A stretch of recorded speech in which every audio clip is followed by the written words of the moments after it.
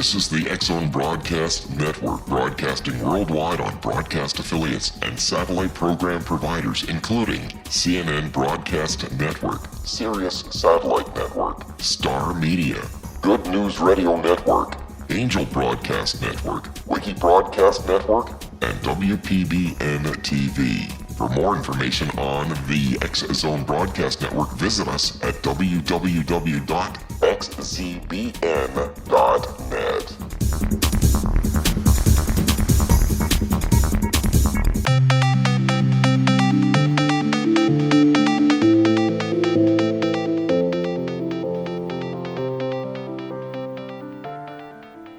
Welcome back to Too Good to Be True, and welcome to today's show. Thank you all to all the listeners. Is everyone ready for a really exciting show about the Bermuda Triangle? Before we start getting into details, let's just briefly talk about the psychic insight and how we apply it. Yes, Justina, we choose a subject, then research it, and based on that research, we determine what needs to be explained. Then Justina provides the psychic insight to explain what we don't understand. We then discuss the psychic insight and the facts as we know them, and then we suggest possible explanations. Justina, could you go through the disclaimers? So here are the disclaimers again. Number 1, neither of us claims to have any expertise in any subjects that we discuss. We aren't claiming that we are experts in any way. We relate in good faith information we find in books and on the internet and through the psychic insight. So if the listeners are knowledgeable on a particular subject, we will be delighted to hear from them. Number 2, the show only lasts an hour. We don't have time to present exhaustive research on any topic. There will be information that we miss, and we may have selected outdated reference material. The approach we have is to provide a basis for the psychic insight rather than trying to become academics. Next one is, we don't care if a theory turns out to be too good to be true, as the show name suggests. We are only interested in finding out more of the truth, even if it spoils a good story. The next one is, spirit can only relate to everyone insight that is appropriate for our time in history. Free will cannot be affected. This means that sometimes the topic will not include a full explanation, only comments that are appropriate for our time. Much of the subject matter in the shows will have already been covered again and again in other shows. We want to look into subjects in a new, different way and be thought-provoking. And finally, we're not so good with pronouncing names, and we apologize for any names, places, any words we butcher. So, Dad, do you want to start us off on today's topic? Yes, Justina. Today's topic is the Bermuda Triangle.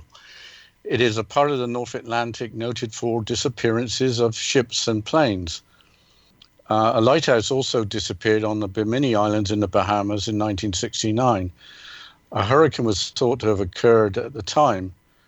I think thought to have occurred was a little odd, because I think you would know whether a hurricane had hit the area, especially as it's not far from the Florida coast. So just besides planes and ships, there was a lighthouse. But what was the origin of the name Bermuda Triangle, Justina? The name Bermuda Triangle was first used by writer Vincent Haddish in 1964 in the magazine Argosy. Since that time, the Bermuda Triangle has been in books, magazines, movies, and television shows. There's a story that Christopher Columbus in 1492 that he reported strange lights and strange compass readings in the vicinity. Charles Belitz, the Belitz family name is famous for language instruction courses, wrote a best-selling book called The Bermuda Triangle in 1974. In the book, he believed that Atlantis existed, with the Bermuda Triangle being connected to it. Have others connected the Bermuda Triangle with Atlantis, Dad? Yes, Justina. Famed psychic Edgar Cayce, in his readings in the 1930s, passed on the connection between Atlantis and that part of the North Atlantic. For those not too familiar with Edgar Cayce, it is well worth learning more by Googling Edgar Cayce. That's Cayce. Anyway, Edgar Cayce predicted that the lost city of Atlantis will be discovered and the Bimini Road will be found. So what's the Bimini Road? It must be close to where the Bimini lighthouse disappeared. Can you tell us more about the Bimini Road, Justina? This is an underwater rock formation, sometimes called the Bimini Wall, located off the North Bimini Island in the Bahamas. We should have mentioned that the Bahamas are a series of islands located 50 miles southeast of Miami. The rocks were found by a diver in 1968 under 18 feet of water. The rocks appeared to be man-made and were observed to be evenly spaced, stretching for half a mile. An investigation concluded that the rocks were limestone naturally created by erosion. 10 years later, radiocarbon dating indicated that the rocks are only about 3,500 years old. That wouldn't seem old enough for Atlantis. But now back to the disappearance in the Bermuda Triangle. What does Wikipedia have to say about the whole subject of the Bermuda Triangle? Well, Wikipedia seems pretty dismissive about the subject of the Bermuda Triangle. There isn't much excitement in the article online. It seems to downplay the unexplained events. Here's a quote from the article. Popular culture has attributed various disappearances to the paranormal or activity by extraterrestrial beings. Documented evidence indicates that a significant percentage of the incidents were spurious, inaccurately reported, or embellished by later authors. It doesn't say all were false stories, only a significant percentage. Then if 1 out of 100 stories are true, or 1%, there must be something going on. So where exactly is the Bermuda Triangle? So let's continue about more information about the Bermuda Triangle and where exactly it's located after this break.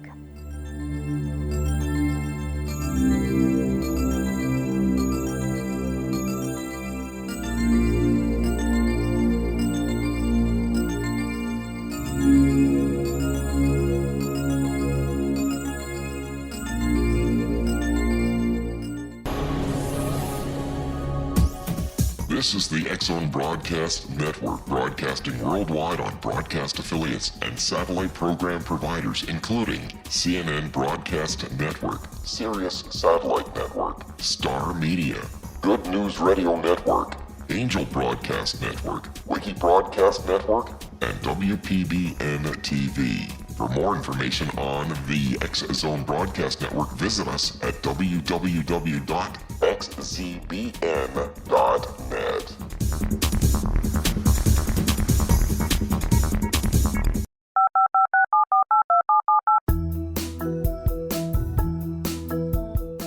Did you know that when you're on the road with limited data or Wi-Fi, you can still listen to the X-Zone Radio Show with Rob McConnell, The Science of Magic with Gwilda Wiyaka, X-1, Dimension X, Space Patrol, and every minute of the X-Zone Broadcast Network by calling 213-401-0080, courtesy of Audio Now. No smartphone, app, or internet needed. It saves your data plan and it's free if you have unlimited minutes. Call 213-401-0080 to listen on any phone, anytime, anywhere. Remember 213-401-0080 for the best of the paranormal, parapsychology, and sci-fi radio programming anywhere, 24/7, 365.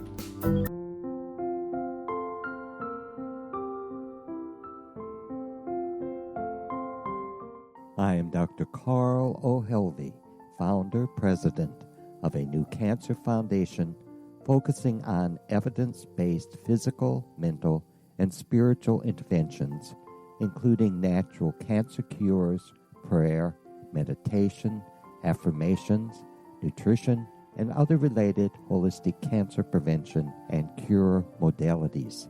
These are used in cancer education, research, and financing care. I ask for your help to continue this important work by donating at www.holisticcancerfoundation.com.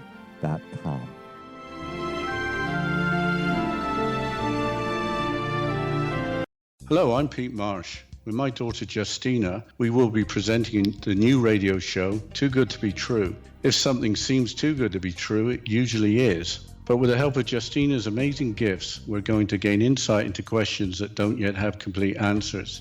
Have you wondered who built Stonehenge and for what reason? Why are crop circles found in the same region as Stonehenge and elsewhere? Are crop circles a hoax, or are they created with technologies that we have little knowledge of? Who built the pyramids in Egypt and also in other countries? How and why were they built? Was the Titanic switched with the Britannic as part of a gigantic insurance fraud, or for more insidious reasons? What caused the Tunguska event when trees were flattened over an 800 square mile area in Siberia? Will the new insights be too good to be true? Well, that will depend on what you are prepared to believe. Please join us as we start on this journey together. For more information on Too Good to Be True, visit www.xzbn.net. Little children aren't the only ones afraid of the dark. Millions of soldiers return from war zones with PTSD, anger, frustration, fear, and loneliness, much of which surfaces during the darkness of the night. You have the chance to change the lives of these American heroes. Songs and Stories for Soldiers.us provides free MP3 players for these men and women. With a list of 3 million songs in 16 different styles, 100,000 audiobooks, and 30,000 old-time radio programs, every veteran can find something to soothe and comfort them at no cost. All our players contain an 8-hour audio program designed to help veterans fall asleep. With 1,500 plus vets now participating, it's our goal to deliver 10,000 audio players this year. Go to our website at songsandstoriesforsoldiers.us. Help us help a veteran make it through the night.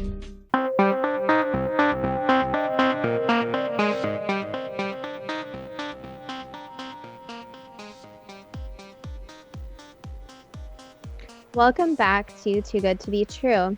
And before the break, we were discussing a little bit about the Bermuda Triangles and their actual locations.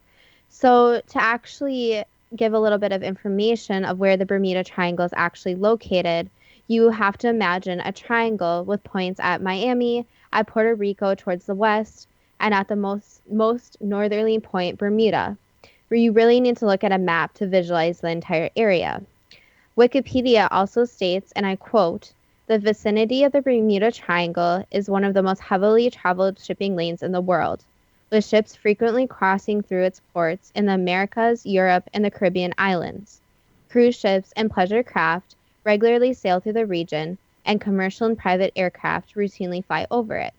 So it's a pretty busy area." What about the connection with Atlantis? Could you talk a little bit more about Atlantis, Dad? Yes, Atlantis apparently disappeared about 9,000 years before Greek philosopher Plato lived, according to his writings, which would make its disappearance about 11,000 years ago if Plato's writings are accurate. I'm not sure if there's any other records besides those from Plato.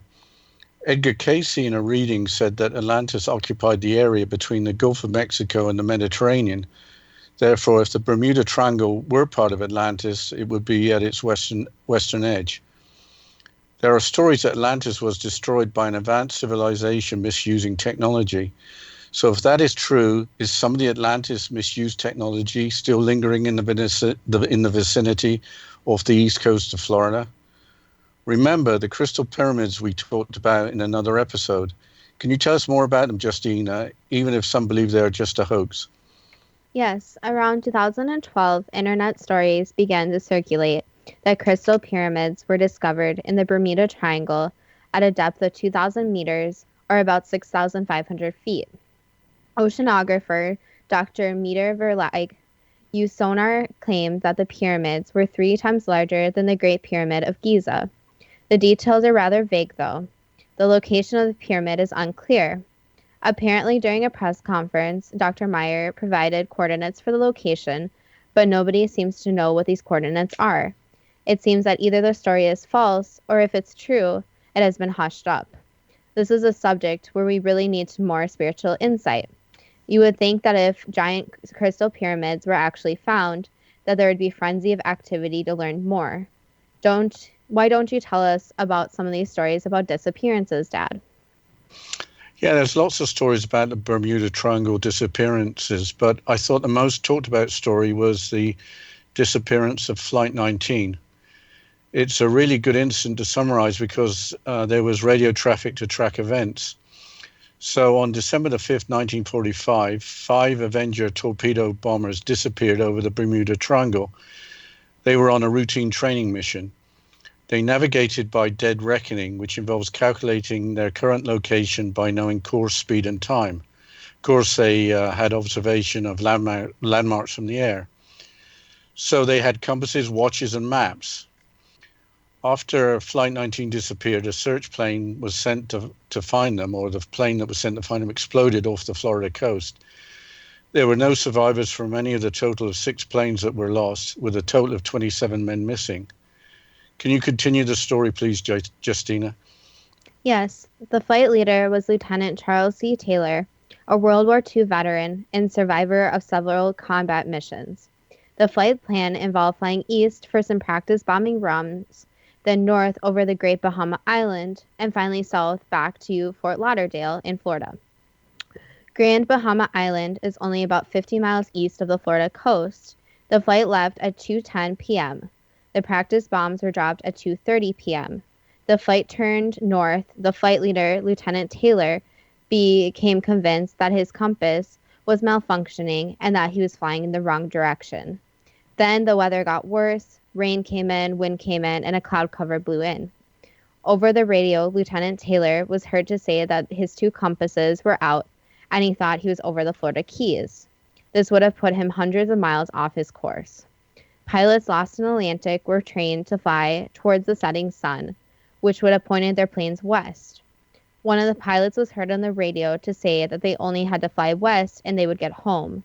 Military discipline meant following their leader when flying west would have got them over land. So one of the pilots at least thought of the best way home. Can you tell us more about this, Dad? Sure. The flight leader, Lieutenant Taylor, was convinced he was over the Gulf of Mexico and flew northeast. Eventually, he was persuaded to head west, persuaded by others in his flight. Around 6 p.m., he appeared to cancel the order and again changed direction. Lieutenant Taylor wanted to go east again, and apparently most of the planes turned in that direction. Flight 19's radio transmissions became fainter, and after the planes were ordered to close up for ditching and ditch together, there was only static. The last radio triangulation on their position was at 5:50 p.m. That put them over a position over 100 miles east of the Florida coast, about as far north as Patrick Air Force Base or Cape Canaveral. When it became obvious that the flight was lost but still airborne, a search plane was sent to find them and guide them home.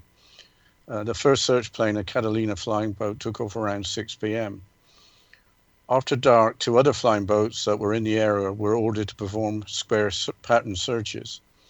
Then a Mariner flying boat took off from what is now known as Patrick Air Force at Air Force Base at 7:27 p.m.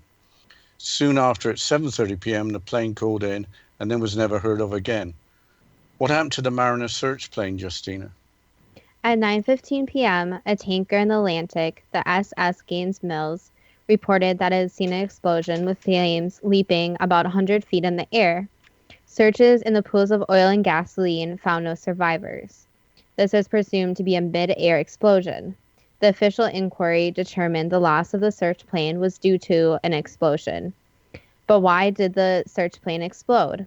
The official inquiry eventually determined that the loss of Flight 19 was cause unknown, after initially blaming Lieutenant Charles C. Taylor.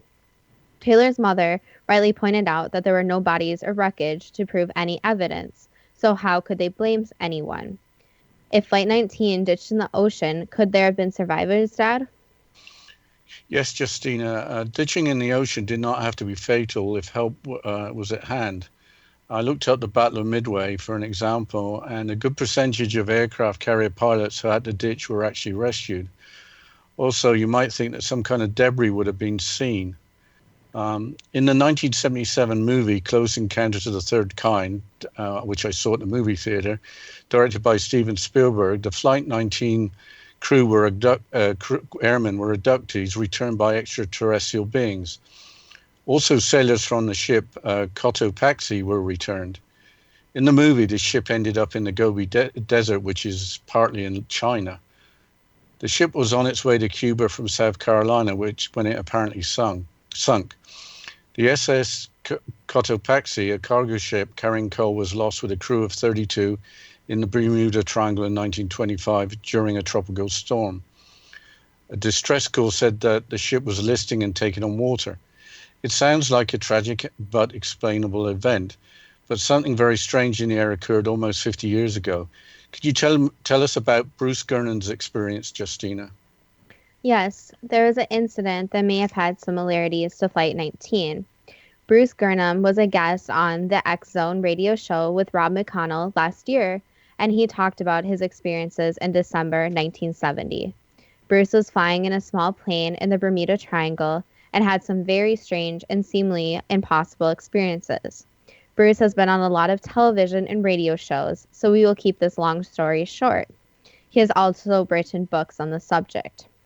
Gernon, his father, and a business associate took off from Andros Town Airport in the Andros Islands in the Bahamas in a brand new Beechcraft Bonanza A-36 aircraft. This was around 3 p.m. in the afternoon. They flew into a strange donut cloud formation, which Bruce later described as electronic fog. They were expecting clear weather. Bruce makes an interesting observations when compared to Flight 19, quote saying, "All of our electronic and magnetic navigational instruments were malfunctioning. The compass was slowly spinning even as the aircraft flew straight. I contacted Miami and told them we were about 45 miles southeast of Bimini, heading east at 10,500 feet. The radar controller replied that he was unable to identify us anywhere in that area. Dad, don't you recall something similar to Flight 19? Yes, Justina, I recall that Lieutenant Taylor reported that his 2 compasses were out. That's after the bad weather blew in. Getting back to the incident in 1970, after the small plane landed at Palm Beach, Gurdon realized that the flight took just under 47 minutes. All 3 passengers, or pilot and passengers in the plane, had watches showing 3:48 p.m. In his account, he made a point of stating he flew in a straight line within the electronic fog. Apparently, the plane had traveled 250 miles in 47 minutes. Gurdon stated he hadn't ever made the same journey in less than 75 minutes, and this time it was by a more indirect route. The top speed of the Beechcraft Bonanza A-36 aircraft is 206 miles per hour, with the normal cruising speed being 193 miles per hour. The average speed for the flight would have been 319 miles per hour, based on the watches. Some time or distant displacement must have occurred for the reported flight time to be possible. Decades later, Gurnon conjectured that not seeing the ocean or landmarks during the trip meant that the electronic fog was traveling with the plane rather than the plane traveling through the fog. Electronic fog might be an explanation for what could have disoriented Flight 19 in 1945. But how could electronic fog be created and affect aircraft by moving them through space and time? Interestingly, no less than Charles Lindbergh in 1928 apparently encountered electronic fog when flying near Bimini. He didn't talk about it for 42 years. What else should we mention, Justina? We can talk about the scale of all the losses. It is reported that at least 20 planes and 50 ships have gone missing in the Bermuda Triangle in the last 100 years. 1,000 people have died or disappeared in the Bermuda Triangle during that time. Many of the total were lost in March 1918 when the USS Cyclops that went down with a loss of over 300 crew and passengers. It was sailing from a Brazilian port to Baltimore. Apparently, one of the 2 engines was not working, and there was bad weather also. The ship had a cargo of magnesium ore, which was a new type of cargo for the ship. There is a theory that the cargo shifted, sinking the ship. So, at this time, we will be going into the questions soon, Dad, for the psychic insight. But I also want to mention to the listeners that are listening right now where they can find a way to contact us in our contact email, and also basically the listening times. So any listeners that are listening now that want to hear different shows or see a schedule or contact us can go to xzbn.net And like I just mentioned, you can email us there. You can see times to listen. And as we mentioned in our first show, we wanted this to be a very interactive process. So anyone who wants any feedback and wants to say anything to us, please contact us there.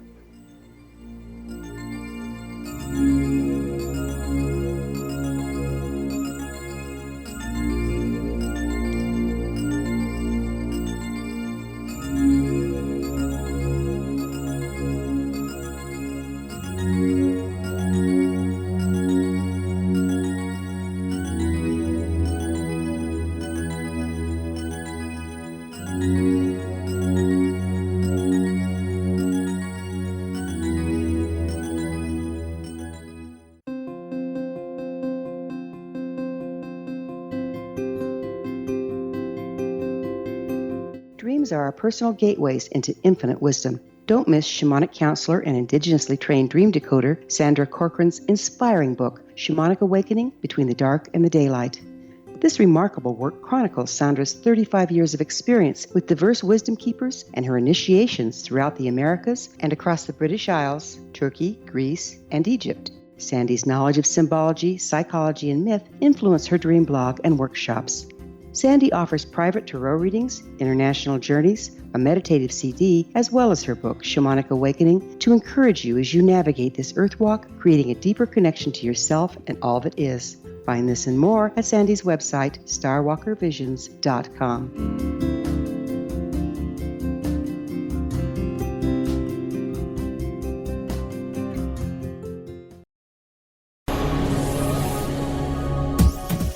This is the X-Zone Broadcast Network, broadcasting worldwide on broadcast affiliates and satellite program providers, including CNN Broadcast Network, Sirius Satellite Network, Star Media, Good News Radio Network, Angel Broadcast Network, Wiki Broadcast Network, and WPBN TV. For more information on the X-Zone Broadcast Network, visit us at www.xzbn.net.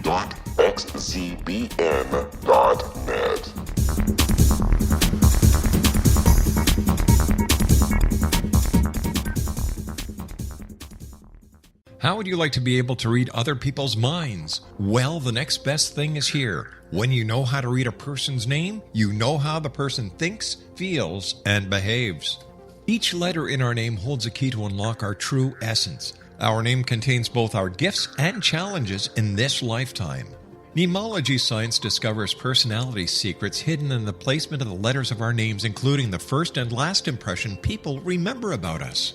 Sharon shows us how to interpret the arrangement of letters as outlined in her book, Know the Name, Know the Person. Sharon Lynn Wyeth created mnemology science after 18 years of research and testing her theories, and has supported thousands of people around the world in understanding themselves and others better. You'll enjoy Sharon's unique teachings as she shares her system to learn the gifts behind your given birth name. Even if you don't like your birth name, there are jewels in this book. If you're thinking of changing your name, ready to name your child, or wanting to get along better with others, this is the book for you.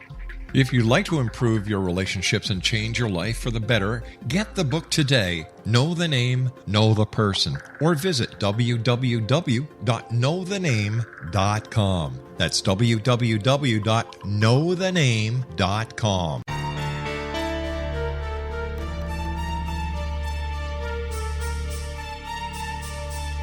Hello, I'm Justina Marsh, and with my dad Pete, we are going to present a new show called Too Good to Be True. Together, we are aiming to discover more truths about this world and beyond. Do you have unanswered questions about the world? Do you ever wonder about aliens, conspiracy theories, or the universe? There are many shows discussing subjects such as pyramids or UFOs, but we want to relay this information based on our own research, including from spiritual means. Hopefully, listeners will be helped with their own beliefs and will appreciate the psychic insights that add to the previous research and information. We both look forward to sharing this insight and beginning this journey with our listeners. Visit xzbn.net for more information about when to listen.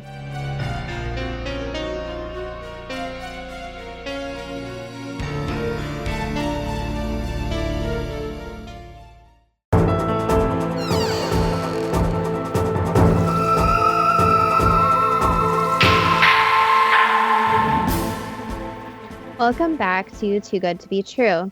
And before the break, we were talking about some information about the Bermuda Triangle and some of the disappearances and weird experiences. And Dad, are you ready to go into the psychic insight? Yes, what I'll do is ask some questions and then get the insight as a response. And we'll go through all the questions and all the responses at one time. So are you ready, Justina? I am all set. Did Christopher Columbus really see strange lights and see strange compass readings? Yes. Did Atlantis actually exist as Edgar Cayce suggested that it did?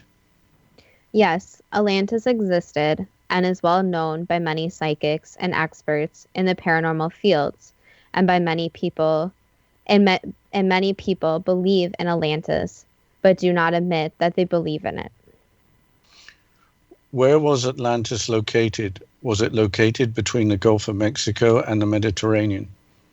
Yes, it was located there. So were Edgar Cayce's readings reliable?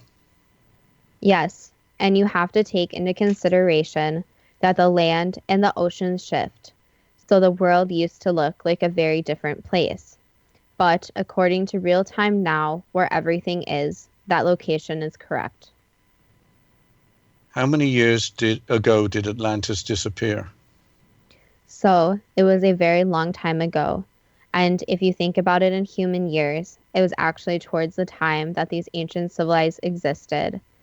So this was around 65,000 years ago. Did the population of Atlantis cause the disaster that destroyed Atlantis? It was the population in Atlantis that had corruption, where some people wanted to use the different technologies in Atlantis for not so good things. And there was also an outside influence where other ancient civilizations were also going through different issues. So it was a combination of internal and external events. If so, is ancient technology still working to destroy ships and planes in the Bermuda Triangle? It is not technology, but instead an energy field. So you can think of it even as a nuclear blast, where after the nuclear bomb goes off, there are different lasting effects. The same is true about Atlantis. There is lasting radiation that does not go away. So when Atlantis was destroyed, everything Atlantis had to be destroyed, including the idea of technology, crystals, everything of it. So to do this, a lot of energy had to be concentrated in this one area. So to do this, there had to be a very powerful force which left lasting effects. Is Edgar Cayce correct in his readings that remnants of Atlantis have been found near the Bimini Islands? Yes. Was the disappearance of the lighthouse on the Bimini Islands due to natural causes or due to the influence of pyramids or crystals with special properties? It was the energy field. The energy field is also, you can say, amplified by different things. So that is why that most things are more advanced, like planes, boats, etc., actually interfere with the energy field even more. And that is why they are more affected. And also, the technology of Atlantis is not completely destroyed. So underneath the water, there are also different things, such as crystals and different parts that did not get completely destroyed, which can actually amplify this energy. The crystal pyramids, 6,500 feet below the ocean surface on the sea floor, were they built as part of Atlantis or built by another civilization? They were part of Atlantis, and you can think of them as kind of the power source.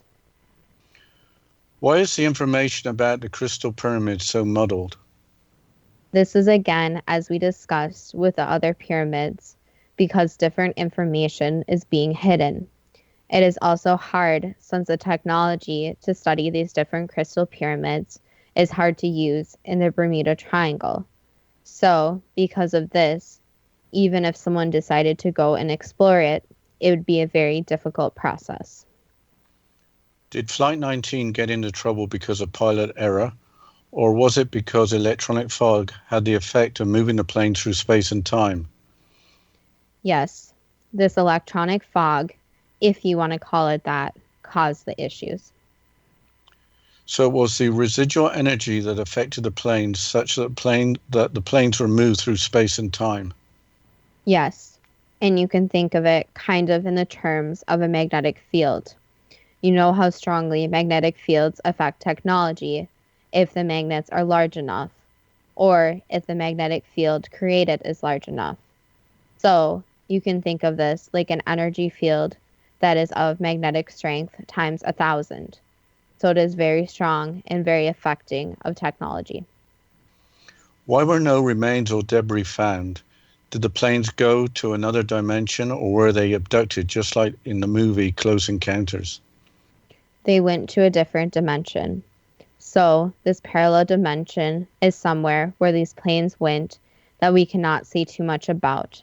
But you can think of it kind of as Back to the Future, the movie, where they traveled and went into a different place and time. And once the planes landed there, the people were obviously confused but alive. So you can think of this energy field as kind of opening a door. But again, it is affected by different technology of the planes. So the door does not just open randomly, but there has to be some sort of technology. So you can think of it as kind of in the aspect of a magnet and the compasses and those affecting each other. And this is causing the larger issue. What caused the search plane to blow up? Again, the magnetic field and the technology. So the energy that was given off from the sinking of Atlantis is very, you can say, unpredictable. So depending on the type of plane, the technology present, everything present within the plane, different things occur. Is the electronic fog a time-space vortex? Yes. What causes the electronic fog to appear? So it has to be the right conditions. This is why the Bermuda Triangle does not always have issues. So this is why it's hard to comprehend for most people. But if you think about Atlantis and how it was built out of many different crystals. And you can think of it kind of like a pool of energy. So when it was sunk, all this energy had to go someplace. And instead of staying completely in the water, it went up into the area around it. So this field is basically there, and depending on what enters this field, different things may happen. So if a bird flies over the field, the bird will be just fine since a magnetic field will not really interfere.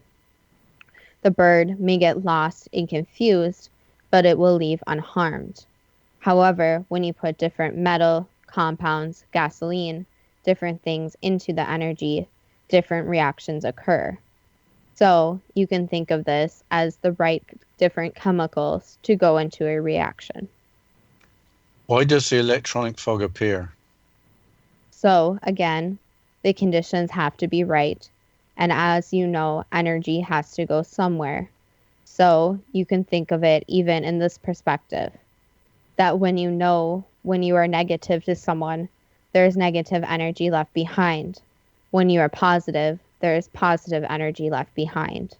So when Atlantis was sunk, there was both positive and negative energy. And this energy is more spontaneous about when it will appear or not. And again, the right conditions have to be present. Did Bruce Gernon experience the same type of electronic fog that affected Flight 19? Yes. Bruce Gernon kept flying straight. Did that help him escape? Yes. So the worst thing you can do in this fog is to get panicked and basically take large maneuvers. So just holding onto one direction is very helpful. You can think of it again as a magnetic field. So if you are lost in a forest, you are told to always go towards one pole on the earth. So basically, they did the same thing so they could make it out. There's also some other information that is hard to describe with the whole vortex that goes to different dimensions, where these dimensions are lined up differently compared to the earth. So if you fly one way, you will be flying directly into this other dimension, while if you fly in a different way, you will be heading away from it. What causes ships to disappear? Is it the electronic fog or some other cause? It can be described as electronic fog, so the same thing as planes. And as you know, that the ships also have different technology, which again interferes with this field. The USS Cyclops and the other ship, the SS Cotopaxi, were they sunk by the electronic fog? Yes, both were sunk by this. Are there other losses in the Bermuda Triangle that we never hear about? Yes, all the time. And again, it's very hard to study since every time someone goes there to study in detail, something happens to them. So it is safer to just let this energy not fully go away, but disappear some, so that the researchers do not put their lives in danger. So let's say something went into the ocean with a small rowboat, they would be fine. But again, the ocean waves will be too large for them to handle, but the field would not affect them. So right now, it's hard to get any solid information about this area. The powers that be understand that there is a real effect, but avoid investigating it too fully. Is that true? Yes. And again, it could provide more information about different energy fields and dimensions, which they are obviously not uncovering to the general public. So if you take, for example, someone who is in physics, they could go and study the physics. But again, this will be dangerous for one.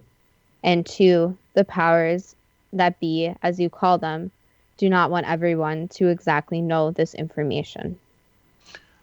Was Steven Spielberg's movie Close Encounters of the Third Kind intended to get the public away from the truth of the Bermuda Triangle? Yes. Wow, that's a lot to take in. What do you think so far, Justina, about the psychic insight? I think there's a lot of information there. And I think that we kind of have to break down the information since there's so many different situations of planes and ships and different even lives lost in the Bermuda Triangle. So seems to be a lot going on here, and also with the mention of Atlantis. What do you think, Dad? Well, I must admit that the reality of Atlantis is kind of a bit of a shock, because you talk about Atlantis and lots of people talk about Atlantis, and you sort of assume it might be real, but to talk about it like it is real or was real and has its after effects, that's pretty mind-blowing. So I guess in the next segment, we'll be able to talk more in detail about all these aspects and break it down a little bit. Yes, and let's just remind the listeners again, if they want to contact us or see any listening times or anything like that, they can go to xcbn.net. And like Dad mentioned, we'll continue with the discussion of Atlantis, which came up, and the Bermuda Triangle, and discuss the psychic insight a little bit more after this break.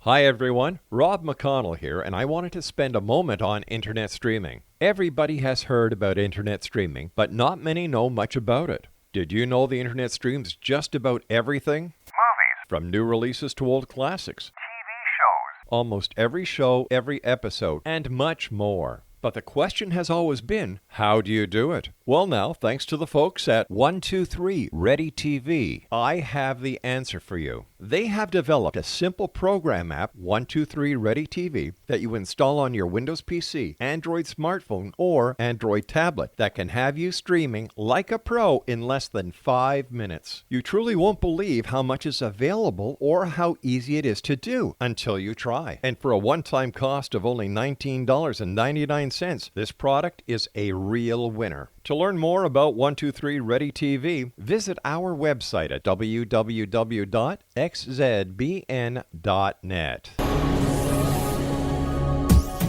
This is the X-Zone Broadcast Network, broadcasting worldwide on broadcast affiliates and satellite program providers, including CNN Broadcast Network, Sirius Satellite Network, Star Media, Good News Radio Network, Angel Broadcast Network, Wiki Broadcast Network, and WPBN TV. For more information on the X-Zone Broadcast Network, visit us at www.xzbn.net.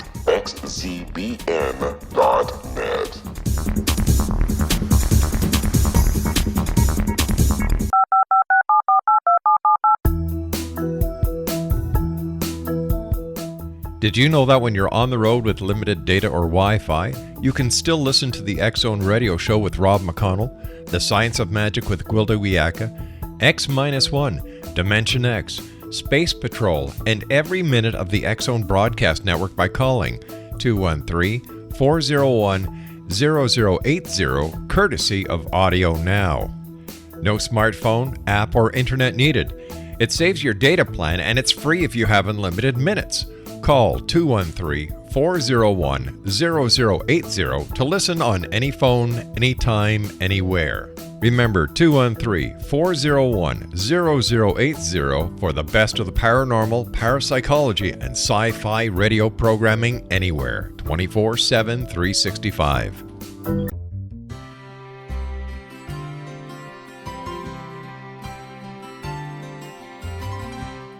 True healing must address 4 levels: physical, emotional, mental, and spiritual, for us to live joyful and productive lives. We tend to treat 3 of the 4, leaving the spiritual languishing. If you're tired of the same dysfunctional patterns cropping up in your life, Soul Balancing is for you. Trixie Phelps, owner and founder of Soul Balancing, is a naturally gifted energy healer trained in numerous esoteric forms, including shamanism. Trixie has created a powerful modality that safely and effectively clears your energetic field. A Soul Balancing session can remove interference, heal trauma, and restore your hope. Contact Trixie for a life-changing long-distance session today, www.soulbalancing.world.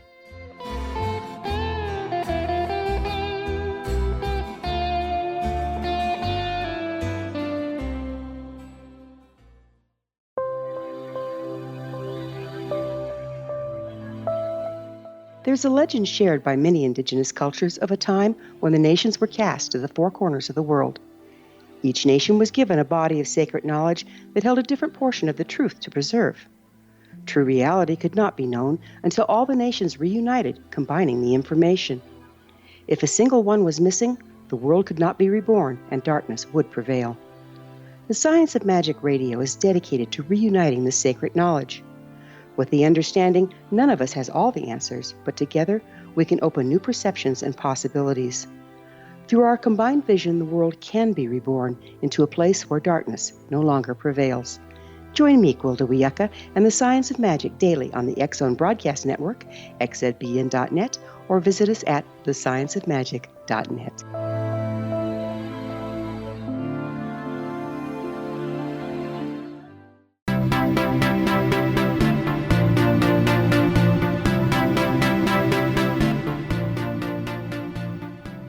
Welcome back to Too Good to Be True.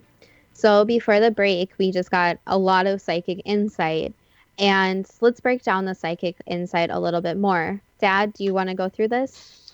Yes, let's just summarize all that we discussed before. And the first thing I guess to note was that Edgar Casey's readings were pretty much echoed by the psychic insight, but just take a few items in a list. The Bermuda Triangle is real. Ships and planes can be affected by an energy field that behaves like a very strong magnetic field. Christopher Columbus and Charles Lindbergh, not at the same time, obviously, both had strange observations associated with the Bermuda Triangle. The energy field or electronic fog is a legacy of the destruction of Atlantis. I don't want to restate the psychic insight, but it talked about energy not being destroyed completely. The energy field is the electronic fog that Bruce Gernon referred to in his first-hand account from 1970. The electronic fog is a time-space vortex Sounds terribly like Star Trek, but Bruce Gernon at least pretty much measured that his plane moved through space and time. Flight 19 disappeared due to the energy field or electronic fog into another dimension. The search plane exploded in midair due to the energy field or the electronic fog, as it might be termed. The Flight 19 inquiry had no evidence to go on besides the report of the explosion of the search plane, so could offer no real meaningful explanation. The ships USS Cyclops and the SS Cotopaxi were both sunk as a result of the electronic fog. The effect of the electronic fog or energy field appears to be random depending on the technology of the object in the Bermuda Triangle and other factors. There are other losses in the Bermuda Triangle that we don't get to hear about. What do you think about the Bermuda Triangle being real, Justina? You chose a topic. I guess if you didn't believe there was something paranormal occurring, you would have chose something else. Well, before we discuss that a little bit more in detail, if these were happy events, is the explanation too good to be true? Well, I guess that depends on what you're prepared to believe. Do you want to continue your thoughts, Justina? Yes, there always seemed to be something very strange and even weird about the Bermuda Triangle. There are so many strange stories. I was delighted that a survivor could give detailed accounts on events that changed his life. Bruce Gurnham had an incredible story to relate. I am amazed that relatively few people seem to have heard about the events in 1970. This was obviously before my time. I mean, I wasn't even born yet, so that's a factor here, but not before yours, Dad. What do you think, having not chosen the topic? Well, I remember seeing a documentary about Flight 19 in prime time on a major television network, and I was in kind of disbelief watching it. You don't become a Navy pilot by not being very smart and being resourceful. The flight leader was a World War II veteran. He had to know navigation well enough to have survived the war. The idea that every single one of the airmen got lost on a routine training mission doesn't seem to make sense, or not finding any traces of them. Christopher Columbus and Charles Lindbergh both reported strange behavior. I was surprised by the Charles Lindbergh reference because I'd heard about Christopher Columbus, but Charles Lindbergh talking about it a few years before he died was something new. Columbus put his observations in his log or journal, what he had at the time. And Lindbergh, as I mentioned, kept quiet about it until shortly before he died. Presumably, Lindbergh didn't want to be ridiculed. He had enough going on with his child's kidnapping and so forth as it was. But what about the connection with Atlantis, Justina? Well, when Atlantis first came up, I have to be honest, and the only thing I could think of was the Disney movie Atlantis and how Atlantis was sunk under the sea, and basically that's what first came to mind. But I also love that the psychic insight was consistent with Edgar Cayce's readings. And as we mentioned before, so many people know about Edgar Cayce, and he's obviously very, very famous even today. And Atlantis was destroyed supposedly about 65,000 years ago, rather than 11,000 years ago as documented by Plato. This is based on the psychic insight. I think that had been 11,000 years ago, there would be more evidence, and you would think there would be more documentation. As we mentioned, Christopher Columbus actually had journals and logs of the information, and throughout time with humans, we tend to try to record things. So I think that if it was recent, then we would have had a lot more records about Atlantis actually existing. What do you think about discussing Atlantis as it's certainly that it existed, Dad? Well, I guess I'm taking it on board that Atlantis did exist, and it's interesting that the Bimini Road was reported as being created naturally, being only a few thousand years old.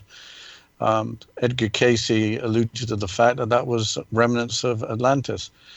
That, along with the Close Encounters movie, seems focused at not making the truth more well known.